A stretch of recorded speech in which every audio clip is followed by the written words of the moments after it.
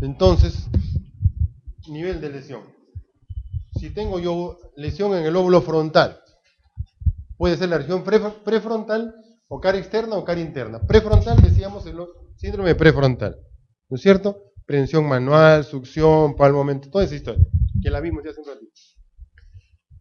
Cara externa del lóbulo frontal. ¿Qué me produce el paciente? Hemisferio derecho, parálisis del lado izquierdo, miembro superior y la cara. ¿Qué más? Si es frontal solito, no hay problema, nada más que eso. Y si es hemisferio izquierdo, me produce afasia no fluente, aparte del trastorno motor. ¿De acuerdo? Y si es cara interna del cerebro, me produce trastorno motor, pero del miembro inferior. ¿Bien? ¿Y qué pasa si es el lóbulo parietal? ¿El lóbulo parietal me da trastorno sensitivo? Sí. De tipo cortical. O sea, reconocimiento de objetos, discriminación de dos puntas, ahí, de ese tipo de sensación. Porque no se compromete dolor, temperatura, porque no está comprometido el tálamo acá, ni médula espinal. Sino solamente acá el problema es para reconocimiento, para reconocer. Esa es sensibilidad cortical. Entonces, si el lóbulo parietal me da trastorno sensitivo, sí, del lado opuesto del cuerpo. Si es cara externa, miembro superior cara. Si es cara interna, miembro inferior. Pero además, si tengo compromiso de la parte más atrás del lóbulo parietal, ¿qué me va a dar? Trastornos en el esquema corporal. Sobre todo si es el lado derecho. Desconocimiento del hemicuerpo izquierdo. El libro dice desconocimiento de su hemiplegia. Me va a dar trastorno de tipo práxico, porque es corteza parietal. No puedo realizar los gestos, no me puedo comunicar mediante gestos. La comunicación gestual está abolida, no habiendo trastorno ni motor y muchas veces ni sensitivo. ¿Bien? Si es el lóbulo temporal, ¿qué vamos a tener? Generalmente, trastorno auditivo, trastorno de la olfacción, alucinaciones, cierto grado de agitación, comportamiento automático, a veces un poco de agresión. Si es el lóbulo occipital, lo que decíamos hace un rato, alucinaciones visuales o algún tipo de mianopsia. Si es la región subcortical y se compromete el tálamo, ¿qué nos da? Anestesia del lado opuesto. Y cuando se compromete el núcleo ventroposterolateral del tálamo, me da una característica especial. Tengo anestesia del lado opuesto, del lado derecho, tálamo izquierdo. Anestesia del lado derecho, pero además de la anestesia, sensación de hiperestesia. Por ejemplo, está acostado y al pasarle la sábana tiene sensación de quemazón, de dolor, de ardor. Cuando le examinamos con la aguja, no siente. Con el diapasón, no siente. Pero si le pasa algo que lo toca, tiene dolor. Esa es la característica del dolor de tipo neuropático. ¿Ya? Nos da la llamada anestesia dolorosa. No siente, está anestesiado, pero le duele en otro momento. O sea, algo que no se explica muy bien. Pero esa es la característica cuando hay trastorno a nivel del tálamo. Cuando se compromete la cápsula interna, ¿qué característica nos da cuando se compromete la cápsula interna? ¿Hay trastorno motor o no? ¿Con qué característica? Proporcional, cara, brazo, pierna, toda la mitad. Toda la mitad. ¿Por qué? Porque ahí en ese pedacito del brazo posterior y la rodilla van toda la estructura motora junta. De manera que cuando se compromete eso, se produce parálisis total del lado opuesto. Cuando se comprometen los ganglios basales, ¿qué nos da? Sustancia negra, por ejemplo. Nos da cierto grado de parkinsonismo. ¿Y qué característica tiene el parkinsonismo? Hay una triada. Hay una clase que era sobre Parkinson, ¿no? Sí, creo. Así que la dejamos. Ahí para hablar un montón. Y no solo Parkinson, de las otras cosas que tienen que ver con extrapiramidal, ¿no? Porque Parkinson es un aspecto. Hay varias cosas ahí. Entonces dejamos eso simplemente la tríada del parkinsonismo. ¿Cuál es? La más incapacitante de todas, hipoquinesia, rigidez y la menos incapacitante el temblor. En ese orden es hipoquinesia o aquinesia, rigidez extrapiramidal y temblor de reposo, que es la característica del parkinsonismo, pero ahí hay varias cosas más. Bien, dos palabritas más para esta estructura feíta que está ahí, que es el cerebelo. Una parte central, vermis, y dos hemisferios cerebelosos. La vía motora generalmente se cruza, ¿no es cierto? ¿Y la cerebelosa se cruza o no se cruza? El libro dice que no se cruza, y otro dice que se cruza 2 veces. De manera que si tengo lesión en el hemisferio cerebeloso derecho, mis síntomas son en mi cuerpo, en mi cuerpo derecho. Cuando yo evalúo hemisferios cerebelosos a través de dismetría, incoordinación, índice nariz, talón, rodilla, marionetas, ¿ya?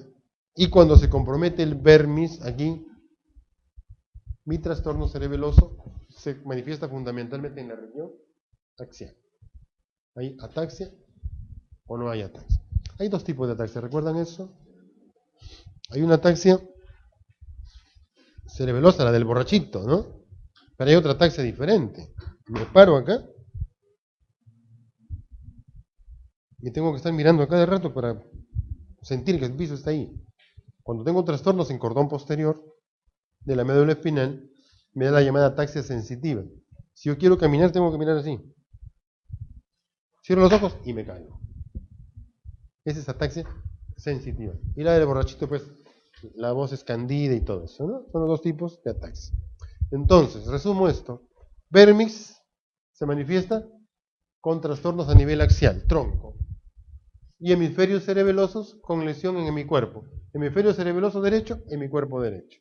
Y el izquierdo en mi cuerpo izquierdo. Aquí la cosa no se cruza. Bueno, eso son lo que ya habíamos visto. Vermis, ya está. 2 palabritas para la médula espinal. Mientras en el hemisferio cerebral la sustancia gris está en la periferia, en la cara externa, afuera. Acá, en la región subcortical, está en la cara interna, aquí. La sustancia gris está acá, en esta estructura en forma de H. Y lo que está por fuera es sustancia blanca. Tenemos, por ejemplo, la vía motora. La segunda neurona motor está aquí. Viene en cada segmento cervical, le deja lo que le corresponde, y de aquí sale la raíz motora. Va por aquí. Y la raíz motora va a delimitar con la raíz sensitiva cordón lateral. Para adelante cordón anterior y hacia atrás cordón posterior. Hasta anterior motor, hasta posterior sensitivo.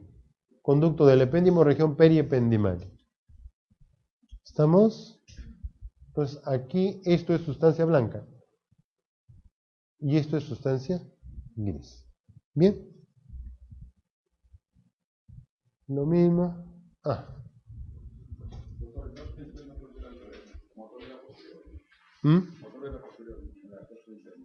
En la cápsula interna, en el brazo posterior va la vía motor. Brazo posterior. El nervio periférico, ¿cómo se forma?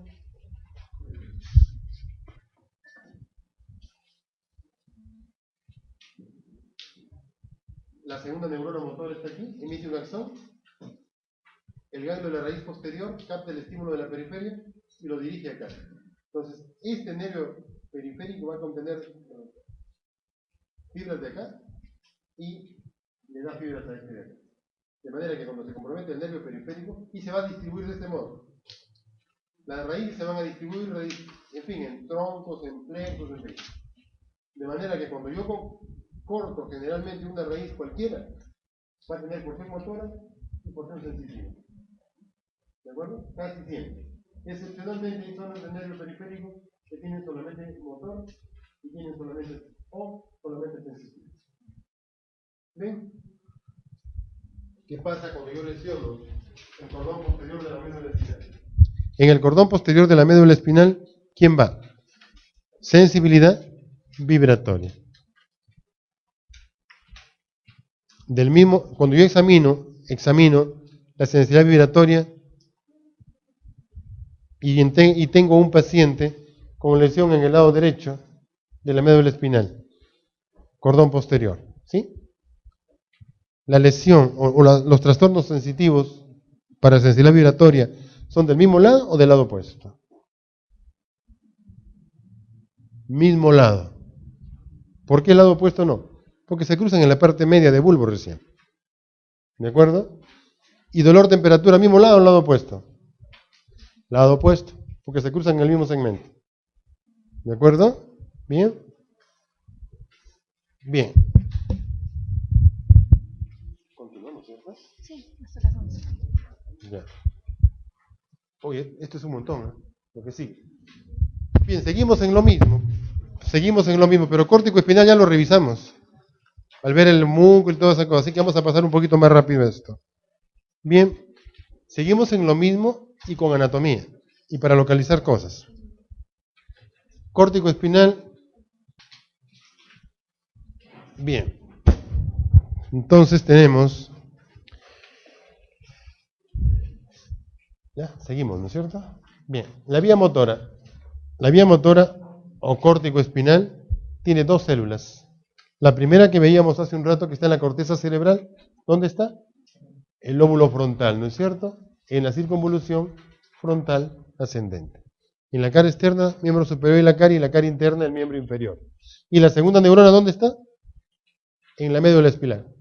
En el asta anterior de la médula espinal. Y esto, por favor, quisiera que quedara un poquito claro. Núcleos de origen de los nervios craneales. La segunda neurona motora está en el asta anterior de la médula espinal. Eso es para miembros. ¿Y para la cara? ¿Dónde está? En los núcleos motores del tronco cerebral. De modo que cuando yo comprometo D4, D5, D6 en la médula espinal, segunda neurona, ¿no es cierto? Pero si yo comprometo el núcleo del facial, ¿es primera neurona o segunda neurona? ¿De acuerdo? Porque la primera neurona es en la corteza, la representación de la cara, y en el facial ya es segunda neurona, los núcleos del facial, los núcleos motores. ¿Estamos? O sea, es la misma representación que la médula espinal. ¿Alguna duda, por favor? Bien. Hay haces que veíamos hace un rato, el llamado haz córtico espinal o piramidal que va hasta el asta anterior. A ver, una cosita más. Si veíamos hace un rato que vienen las fibras de la corteza cerebral están bajando y van a ir a la cápsula interna. En el brazo posterior van la gran mayoría de fibras, pero también va una porción más pequeña en la rodilla. ¿Ya? En la rodilla se conoce como haz geniculado. Y esas fibras del haz geniculado, esas van, ¿de acuerdo? Esas fibras corresponden a los nervios craneales. Porque si vemos, ¿se entiende o no? Si vemos la vía motora, la que corresponde a los nervios craneales es para la cara. Y la que corresponde a lo que no son nervios craneales es para miembros. Hasta los 30 y tantos pares de nervios espinales que tenemos. ¿Estamos? Pero acá, regulando el movimiento, hay otras estructuras, no solamente la vía motora. Tenemos el sistema extrapiramidal, tenemos el cerebelo. Todos ellos intervienen de algún modo en el control, en la precisión del movimiento. De modo que, para que pueda haber un movimiento, tiene que contraerse uno y relajarse el otro. Eso está regulado por el sistema extrapiramidal y por el cerebro. De manera que cuando hay lesión a estos niveles, se altera también la función motora. ¿Bien? Y por último, los haces periféricos que dice ahí, que son los nervios craneales y los nervios periféricos propiamente, que es lo que estamos hablando. Eso ya lo vimos. ¿Bien? Resumimos entonces, primera neurona, corteza cerebral, cerebral anterior acá, cerebral media acá. Bajan, cápsula interna, brazo posterior, las fibras que van a miembros, geniculado, que van a la cara. Bajan en el tronco cerebral, parte anterior y adelante y hacia adentro del tronco, y en la parte inferior se decusan. El 90% de las fibras de un lado pasan hacia el otro, y en la región cervical se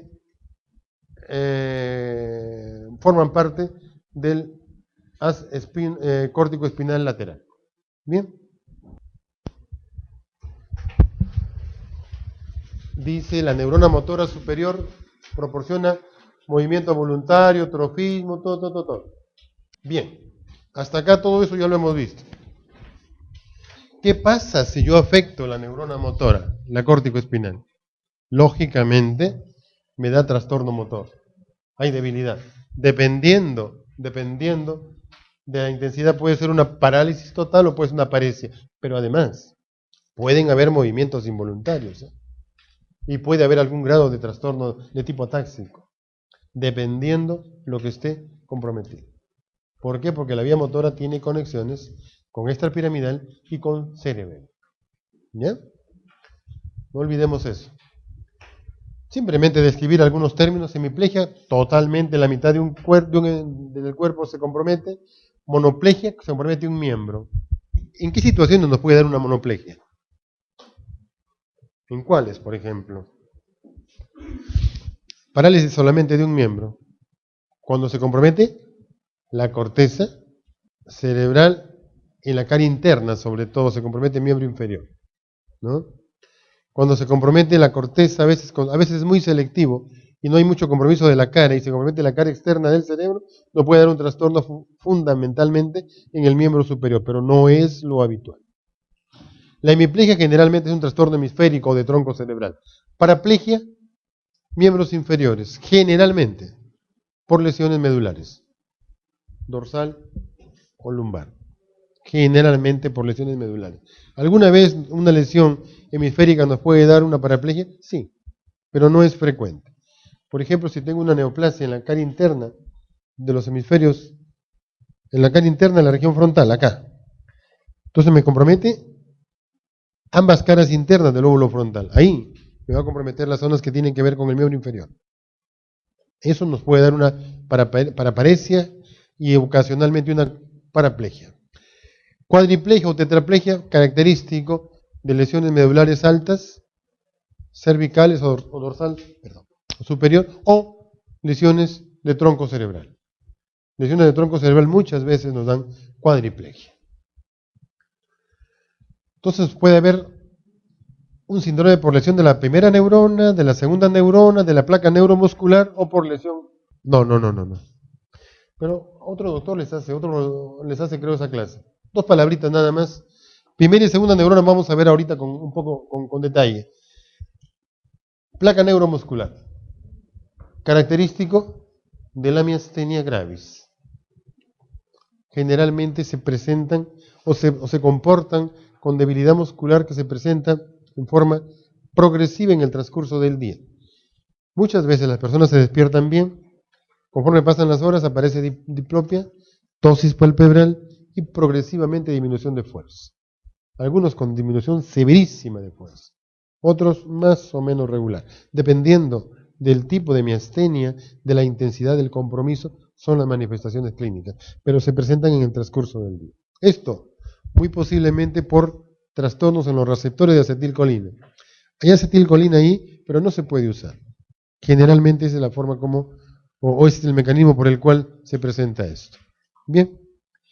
Y por lesión muscular, bastante característico de las llamadas miopatías. Lesiones fundamentalmente trastornos de fuerza muscular que afectan las cinturas escapular pelviana, donde no hay trastornos sensitivos. No hay trastorno motor relacionado al nervio periférico, sino es fundamentalmente de músculo. Me parece que hay una clase, porque yo revisé de esto último, porque es bastante, ¿eh? Nervio periférico y músculo es bastante. Bien, tenemos entonces primera neurona y segunda neurona. Si resumimos, primera neurona, ¿qué significa? Parálisis. ¿Por qué? Ahorita veremos por qué. Y segunda neurona, flácida. Corté la función, se abolió toda la función. Entonces, eso es flácido.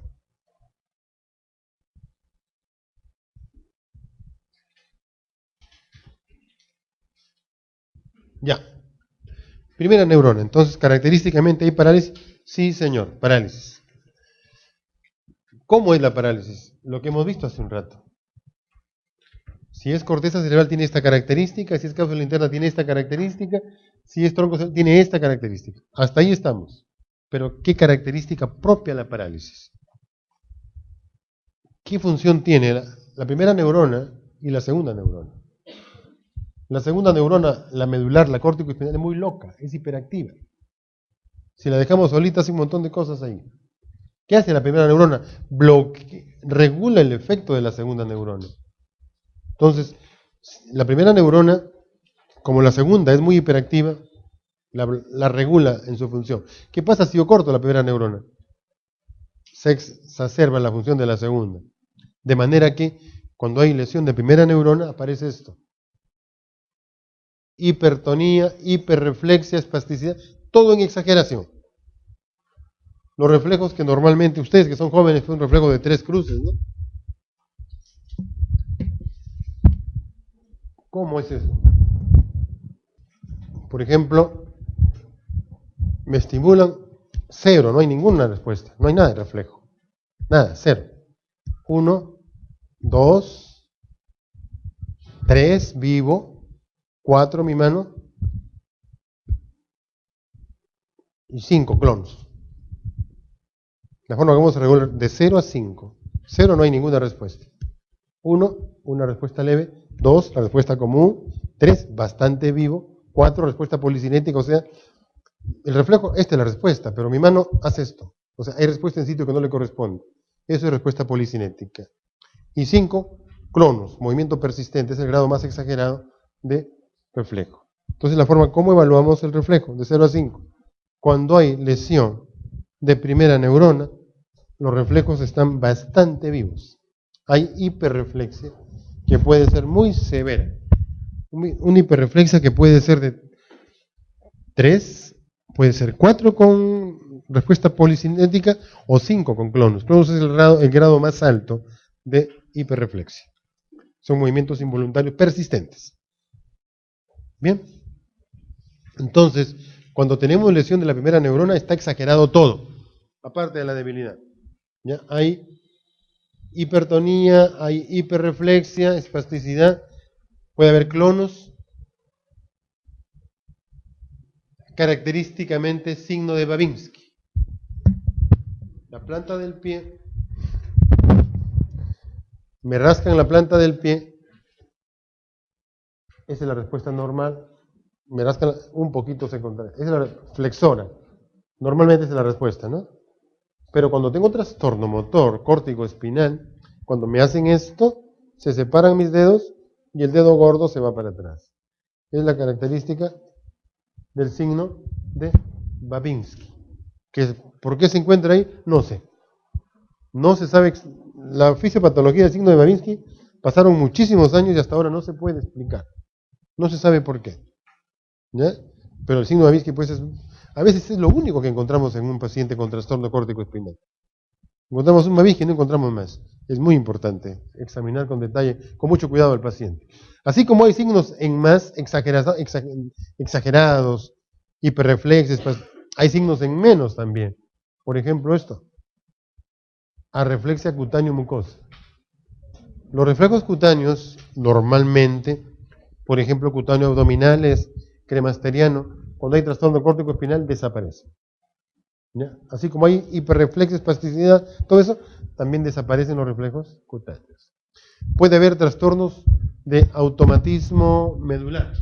¿Qué significa eso? ¿Dónde está? Acá. Tenemos un paciente con lesión, fundamentalmente cuando es médula espinal. Una compresión medular, una lesión que hace que la médula se esté comprometiendo y se está ahogando en la médula. Entonces el paciente no tiene ningún movimiento. Pero al estimularlo, aparecen movimientos y de repente se orina, se defeca. Eso es automatismo medular. Indica que la médula está prácticamente desapareciendo ya, está afectándose muy, muy severamente. Como decimos nosotros, la médula está que pide auxilio. Y está que me dice, neurólogos, dejen de hablar idioteces y decidan algo conmigo, pues. Porque mi médula ya deja de funcionar y ustedes hablando del diagnóstico. Como ocurre muchas veces.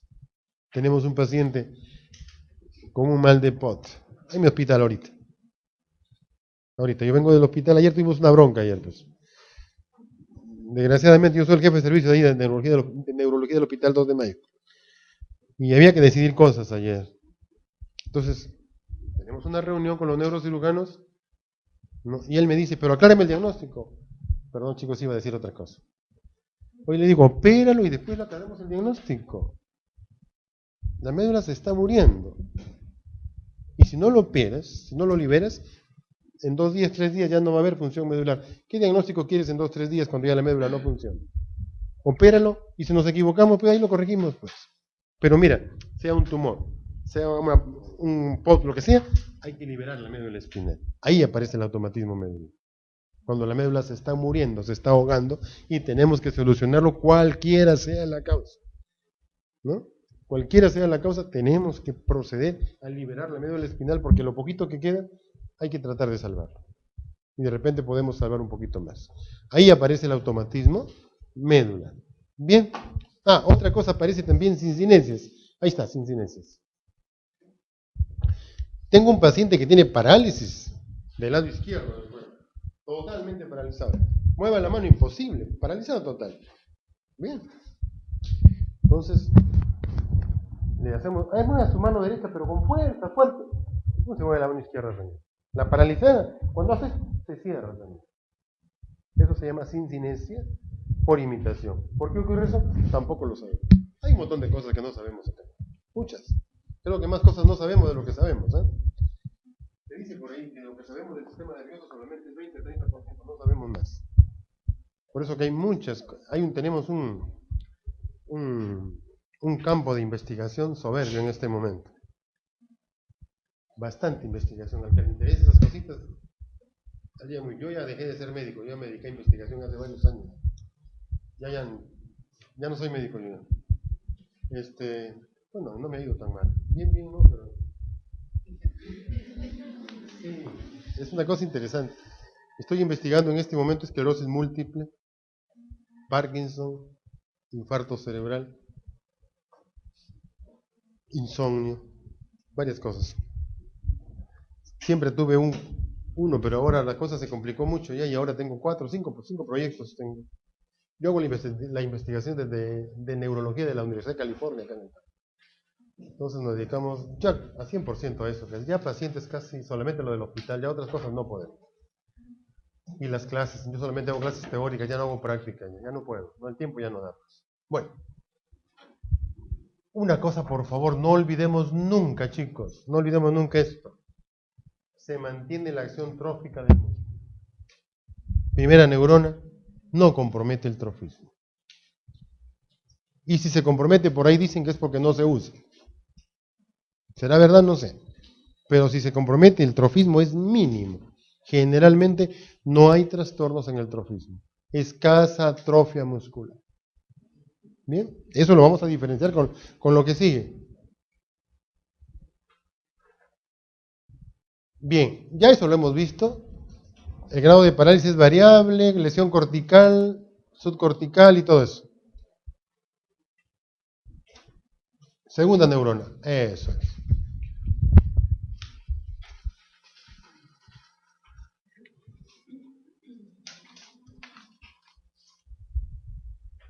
En segunda neurona, parálisis, perfecto que tenemos parálisis. La primera neurona, ¿cómo es la parálisis? Generalmente, una gran porción del cuerpo, ¿cierto? Miembro superior cara o miembro inferior o toda la mitad. ¿Y el miembro inferior cómo es? Ahí no es una gran porción del cuerpo. Generalmente son grupos musculares. Por ejemplo, hace 2 días, el día lunes así, uno de los residentes de mi hospital, en la época uno anda enamoradito por aquí y por allá, pues esa época, ¿no? Este muchacho está enamorado no sé por dónde.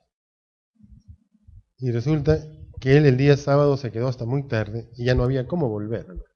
Entonces se quedó en la casa de esa familia tan gentil. Ahí te van a amarrar, le digo, hombre. En esa casa de esa familia tan gentil se quedó a dormir y se quedó durmiendo en un sillón así. Así. Bueno, y estaba bien borracho, pues.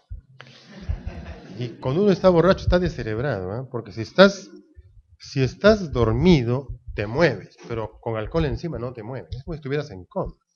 No te dejan, ahí te quedas. Sí, esto es así.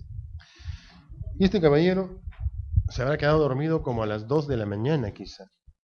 Y a las 5:30 escuchó ruido y se despertó. ¿Dónde estoy? Recién tomó conciencia de dónde estaba, ¿no? Dice, doctor, me invitaron al baño, voy al baño y mi manito caída. La derecha, ni siquiera la izquierda. ¿No? Doy mi mano para atrás. Y pum, se cae otra vez. ¿Qué había pasado? Se había quedado dormido con el brazo sobre esto, lo de la silla, y se había estado comprimiendo el mediano, perdón, el radial. Entonces, pum, se le cayó la mano. Esa broma le va a durar cuando menos 2 meses. ¿Eh? Y es residente de cirugía. Y tiene que entrar a la cirugía, pues. ¿No? Imagínense. ¿No? Varias veces pasa eso. ¿No? ¿Qué pasó? Esa es la característica del nervio periférico, solamente grupos musculares. ¿No? En la parálisis de la noche de boda, ¿la conocen? El buen agente, la esposa se le queda dormido acá, y al día siguiente parálisis del mediano, con cubital encima. Se queda sin trabajar un par de meses, por sonso. ¿No? Bien, ¿verdad? Entonces, esa es la característica del nervio periférico, grupos musculares. ¿Hay excepciones? Sí, claro. Por ejemplo, la polirradiculoneuritis aguda, de Guillain-Barré. Ahí sí se compromete todo. Bien, entonces, no olvidemos, si comparamos déficit motor de primera y segunda neurona, la primera es espástica, la otra es flácida. La característica, la proporción, la primera es una gran porción del cuerpo o toda la mitad. Y la periférica es grupos musculares. Bien.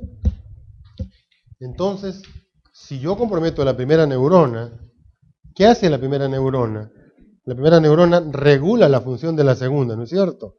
Entonces, al quitarle el influjo sobre la segunda se vuelve hiperactiva como es, ¿no? Espasticidad, todo eso. ¿Qué pasa si yo corto la segunda neurona? Se queda sin función. De modo que el sujeto va a tener hipotonía, flacidez, arreflexia, atrofia muscular. Aquí, por favor. Mucha atrofia muscular. Adelante. Y que aparece temprano. Tenemos pacientes con hemiplegias por primera neurona que tienen 1 mes de evolución y el trofismo es aceptable, adecuado. Pero tenemos pacientes con lesiones medulares de 1 semana, 10 días y están bien atrofiados. O sea, la diferencia es así, bien notoria. Segunda neurona da mucha atrofia muscular. Luego esto, ¿qué son fasciculaciones? Son movimientos involuntarios tipo reptantes que aparecen sobre todo en la lengua, que se presentan cuando se está destruyendo la segunda neurona, la célula, cuando se está destruyendo el asta anterior. Entonces, si yo tengo un paciente que tiene fasciculación, este está destruyendo el asta anterior. En nuestro medio, el modelo, la esclerosis lateral amiotrófica o síndrome de ELA. ¿Ya? Entonces, fasciculación me indica lesión en segunda neurona, pero hasta anterior. Si yo tengo una lesión en el tronco nervioso, no me da fasciculación. ¿De acuerdo? Tiene que ser hasta anterior, tiene que ser el cuerpo celular para que me dé fasciculación. De modo que solamente hay una respuesta ahí, hasta anterior. No hay otro sitio que me produzca fasciculación. ¿Hay trastorno sensitivo? Por supuesto que sí. ¿Te acuerdas cuando veíamos el nervio periférico? La raíz motora y recibe influjo de la periférico de los receptores sensitivos. Entonces, en algún momento se cruzan y se entrecruzan, en fin. Entonces, cuando yo corto el tronco nervioso, voy a tener trastorno motor, pero también algún grado de trastorno sensitivo. Esa comparación, a ver. Primera neurona, tenemos acá hiperreflexia, ¿no es cierto? Acá arreflexia. Los cutáneos en la primera neurona están abolidos, acá no se alteran los reflejos cutáneos. Hay Babinski, positivo o negativo, está mal eso. No hay ni Babinski ni positivo ni negativo. ¿Hay o no hay? Entonces, en córtico espinal hay Babinski y en la otra no hay. Hipertonía en muella de navaja. ¿Qué es esa vaina? A ver.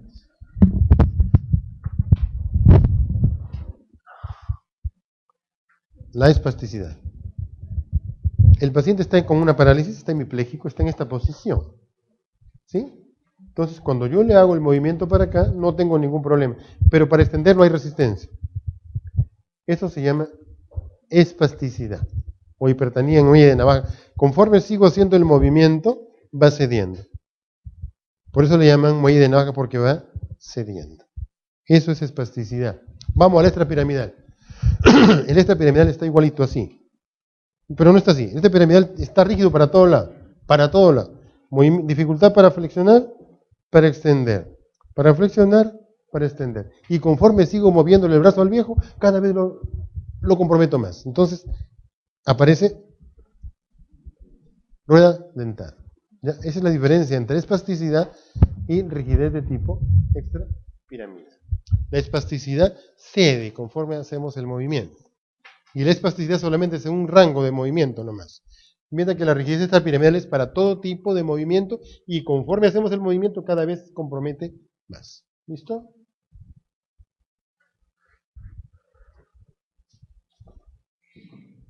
Atrofia.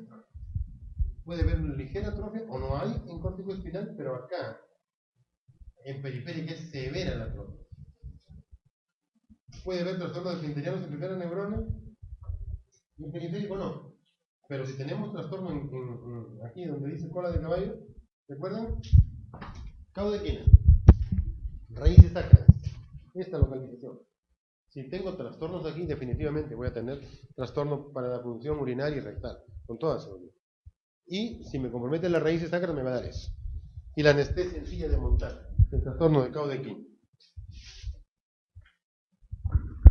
Entonces acá lo que decíamos, una gran hemiplegia, y acá puede afectar a un grupo muscular aislado. Puede haber sincinesias y acá no hay movimientos de ese tipo. Reflejos, ya lo que vimos. ¿Qué es eso? Ah, lo que explicamos hace un rato. Sí, lo que explicamos hace un rato. Y dos palabritas para nervio periférico. Tengo la impresión que hay una clase sobre eso, pero simplemente aspectos fisiológicos nada más de esto. ¿Ya? Trastorno de nervio periférico. Cuando hay lesión de nervio periférico, ¿me da trastorno motor? Sí. Sensitivo, generalmente también. Algunos términos, neuropatía periférica o polineuropatía. Así es como generalmente se conoce la lesión de nervio periférico. Y se caracteriza por debilidad, por supuesto, ya vimos cómo era la debilidad. Trastorno sensitivo casi siempre. ¿Reflejos cómo están? Disminuidos o abolidos. ¿Hay trastorno autonómico en el nervio periférico? Sí, señor. Perdón, discúlpeme. Sí, a eso se debe la atrofia. La atrofia muscular severa en el nervio periférico es por compromiso autonómico, compromiso vegetativo. Pero también hay trastornos en la pilverección, en la sudoración. Es característico eso de lesión de nervio periférico.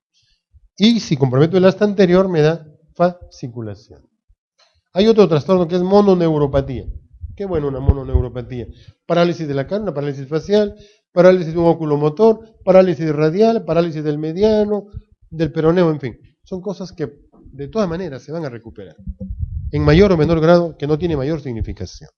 Pero tenemos esto otro. Mononeuropatía múltiple. Eso ya es otra historia. Eso ya es otra cosa. Parálisis en la cara y un trigémino. Parálisis radial, parálisis en otro lado. Ah, cuidado. Eso generalmente ya es una enfermedad multisistémica.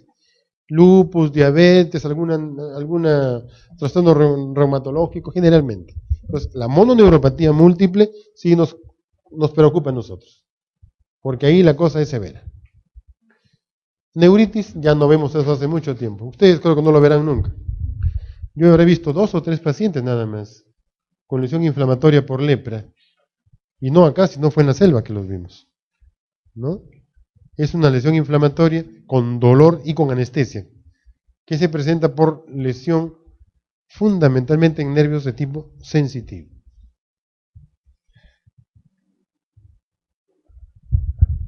Examino a un paciente y le encontré que tiene la historia parecida al nervio periférico, y lo examino y confirmo mi diagnóstico, mi examen de que es un nervio periférico. Porque es fácil con lo que estamos conversando, ¿no es cierto?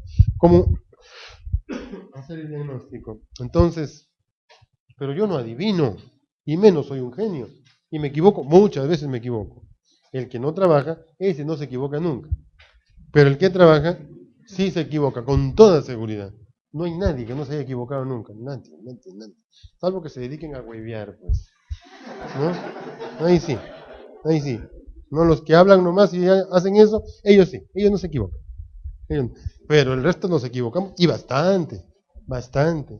Por eso, chicos, es indispensable hacer un examen, un diagnóstico diferencial de lo que puede estar pasando y pedir algunos exámenes auxiliares. Y el examen auxiliar por excelencia, cuando hay trastorno de nervio periférico, es velocidad de conducción y electromiografía. ¿Qué hace la velocidad de conducción? Mide la función ¿de quién? De la mielina. Y la electromiografía te mira la función del axón propiamente. Si recordamos todos, el nervio periférico tiene una porción central y una porción periférica, y la periférica del nervio es la mielina, que es a través de la cual se produce la conducción. Cuando mayor mielina y cuando mejor función de la mielina, mejor la conducción. ¿No es cierto? Bien. Entonces, si yo tengo un paciente que sospecho que hay trastorno en la velocidad de conducción, que tiene una enfermedad desmielinizante, entonces debo medir la velocidad de conducción. ¿Y qué espero encontrar? Cuando hay trastorno, cuando hay desmielinización, tenemos disminución de la velocidad de conducción. Normalmente el nervio conduce de aquí a acá a una determinada velocidad. Si ese nervio está afectado, significa que la velocidad ya no va a ser 5, va a ser 2. Está enlentecida. Eso es lo que está diciendo ahí. Aumento de la latencia distal. Yo, para poder, un estímulo cualquiera, para poder, por ejemplo, producir este reflejo, necesito un estímulo 3. Cuando hay inyección de nervio periférico, para obtener esto no necesito 3, necesito más. Aumento de latencia distal. Y por último, disminución de la onda F. La onda F equivale al reflejo aquileo. Y casi todas las enfermedades periféricas, casi todas, se compromete el reflejo aquileano. De modo que en ellas encontramos disminución de la onda F. Hasta ahí tenemos un paciente en que yo sospecho que puede tener una lesión desmielinizante.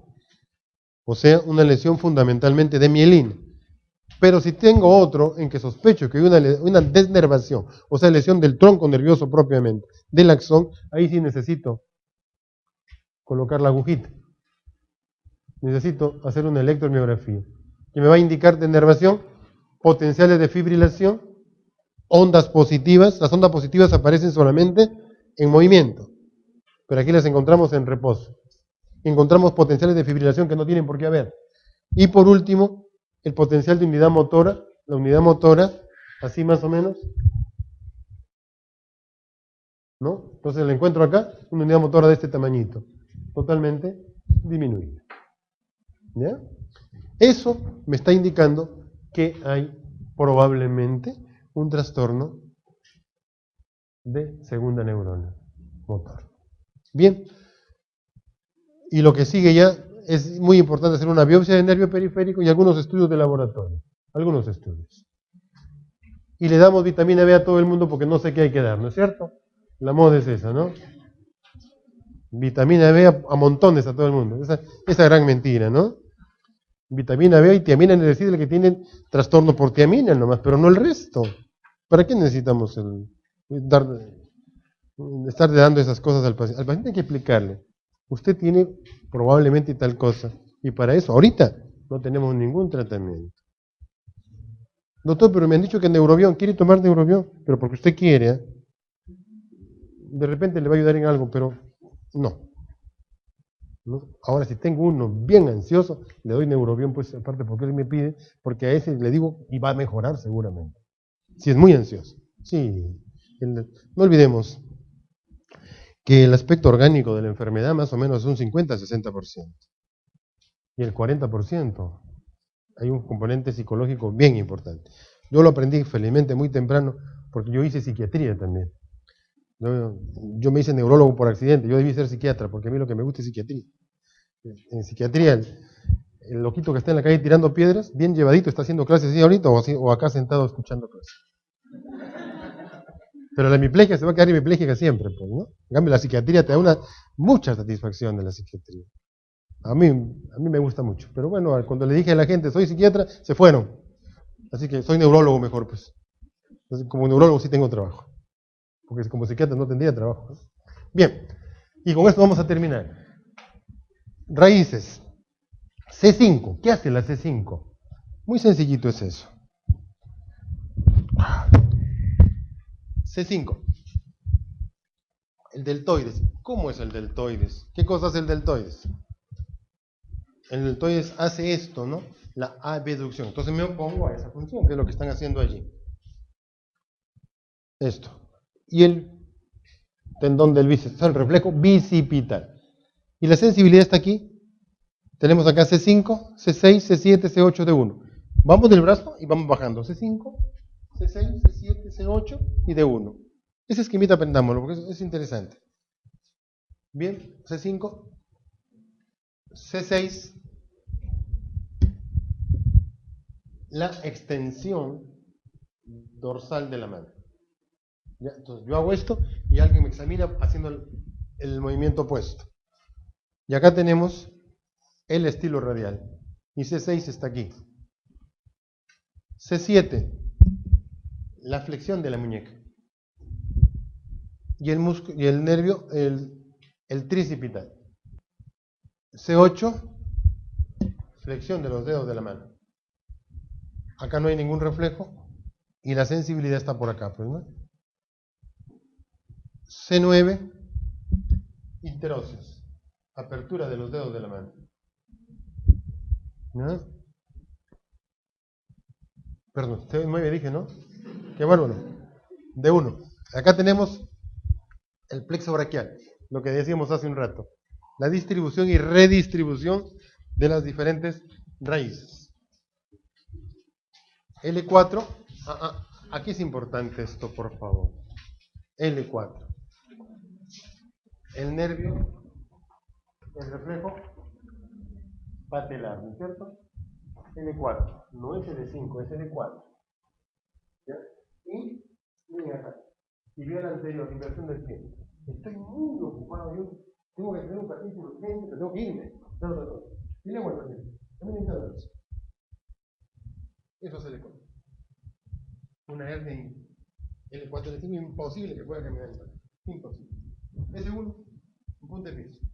Y se acabó el libro. Si estoy muy apurado, hay cositas que tenemos que aprender.